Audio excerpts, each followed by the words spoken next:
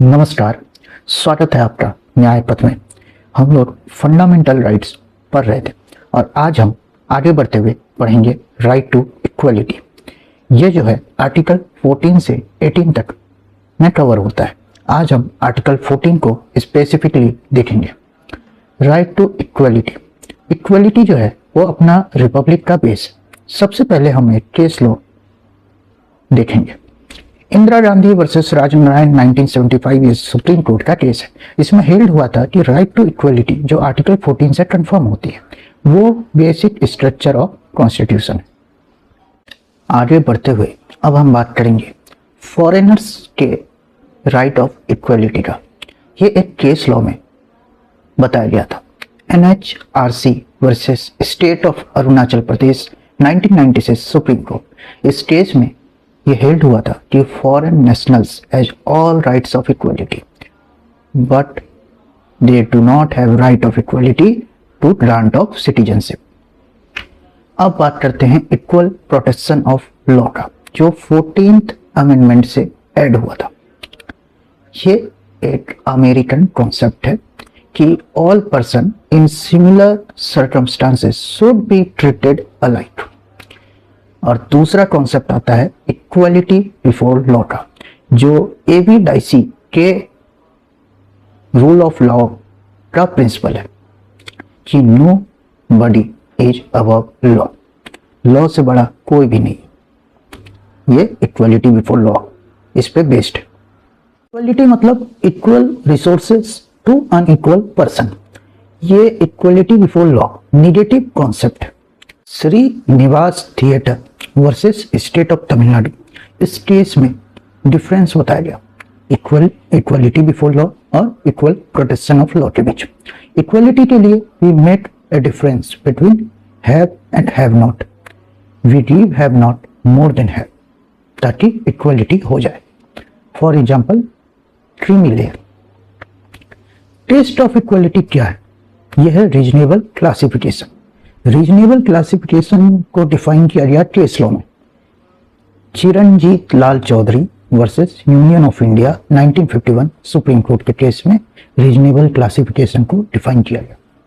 इस केस में यह हेल्ड हुआ कि all persons are not equal by their nature, attachment and circumstances. हर किसी का नेचर और सर्कमस्टांस इक्वल नहीं होते। Hence the varying needs of different classes of person often required separate treatment। हर किसी को आप एक ही समान ट्रीटमेंट नहीं दे सकते। तो application of some laws uniformly to all will violate principle of equality. इस केस में हेल्ड हुआ कि ये जो रीजनेबल क्लासिफिकेशन है वो आर्बिट्रेरी नहीं होनी चाहिए, आर्टिफिशियल नहीं होनी चाहिए और इवेसिव नहीं होनी चाहिए। Reasonable classification no doubt discrimination है पर पॉजिटिव। अब देखते हैं टेस्ट ऑफ रीजनेबल क्लासिफिकेशन, जो डालमिया वर्सेस जस्टिस तेंदुलकर के केस में दिया गया था। इस केस में दो टेस्ट दिए गए। पहला था कि classification must be form on intelligible differentia. Intelligible का मतलब क्लियरली विजिबल और डिफरेंशिया का मतलब व्हाट डिस्टिंग्विशेस। दूसरा टेस्ट जो है वो है कि this differentia must be rationally related to the objective to be achieved by the state. तो ये था हमारा टेस्ट ऑफ रीजनेबल क्लासिफिकेशन। अब हम पढ़ेंगे प्रिंसिपल्स ऑफ क्लासिफिकेशन। ये बताया गया था री special courts bill 1978 supreme court के केस में। इसमें काफी सारे प्रिंसिपल्स हेल्ड किए गए जो हम वन बाय वन पढ़ेंगे। जैसे कि पहला प्रिंसिपल था कि similarly placed people should be treated alike both in privilege as well as in liabilities. दूसरा प्रिंसिपल कि it is the legislature which will make the classification. तीसरा प्रिंसिपल यह है कि क्लासिफिकेशन जो होगा वो रेशनल होगा और रीजनेबल होगा। चौथा यह है कि practical assessment of law should be done whether it is implemental और नॉट। इम्प्लीमेंट किए जाने लायक है भी या नहीं है लॉ, इसका प्रैक्टिकल असेसमेंट करना जरूरी है। फिफ्थ प्रिंसिपल ये है कि it can't be possible that classification has to be absolutely mathematical, मतलब perfect equality is a myth. इस टॉपिक को और बेटर समझने के लिए हम कुछ और केस लॉ की मदद लेंगे। Satyavati Sharma versus union of India. इस केस में यह हेल्ड हुआ कि एक classification can be struck down, किसी भी क्लासिफिकेशन को हम वापस ले सकते हैं, स्ट्रक डाउन कर सकते हैं। कब? जब उसका पर्पस पूरा हो जाए। अजय हासिया वर्सेस खालिद मुजीब। एग्जाम में 3 चीजें होती है, प्रीलिम्स, मेंस और इंटरव्यू। इसमें बताया गया कि इंटरव्यू जो है 15% से ज़्यादा नहीं होना चाहिए टोटल जितने भी नंबर का एग्जाम हो रहा है। यदि 15% से ज़्यादा होता है इंटरव्यू का वेटेज तो वो इक्वलिटी नहीं रह जाएगी। Geeta Hariharan versus RBI. इस केस में रूल ऑफ हार्मोनियस कंस्ट्रक्शन दिया गया।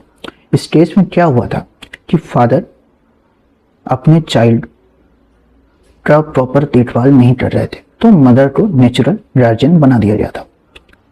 ये जो क्लासिफिकेशन है इसका बेसिस क्या हो सकता है? ये हिस्टोरिकल हो सकता है, जियोग्राफिकल हो सकता है, नेचर ऑफ बिजनेस हो सकता है, क्लासेस ऑफ पीपल हो सकता है, एजुकेशनल क्लासिफिकेशन भी हो सकता है। अब एक केस देखते हैं जो काफी मजेदार है, Javed versus state of Haryana. यदि लड़ना है आपको सरपंच का चुनाव, make sure you don't have more than 2 children any how. मतलब यदि 2 बच्चों से ज़्यादा आपके बच्चे हैं तो आप सरपंच का चुनाव नहीं लड़ सकते। ऐसा कुछ मतलब सर्कुलर आया, इसके खिलाफ जावेद ने केस किया तो ये कहा गया कि हाँ ये रीजनेबल क्लासिफिकेशन है, ये हेल्ड हुआ था। अब आते हैं वेडनसबरी टेस्ट पे।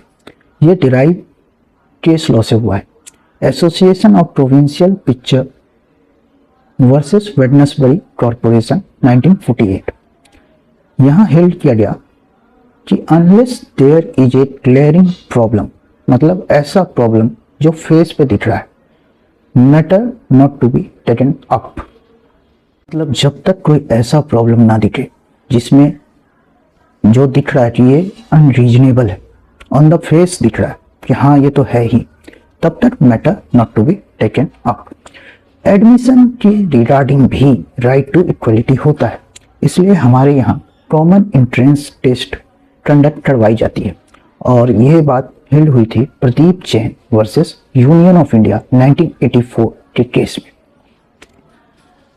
आर्टिकल 14 हमारा यहीं पर समाप्त होता है और आज के लिए इतना ही। फिर मिलते हैं।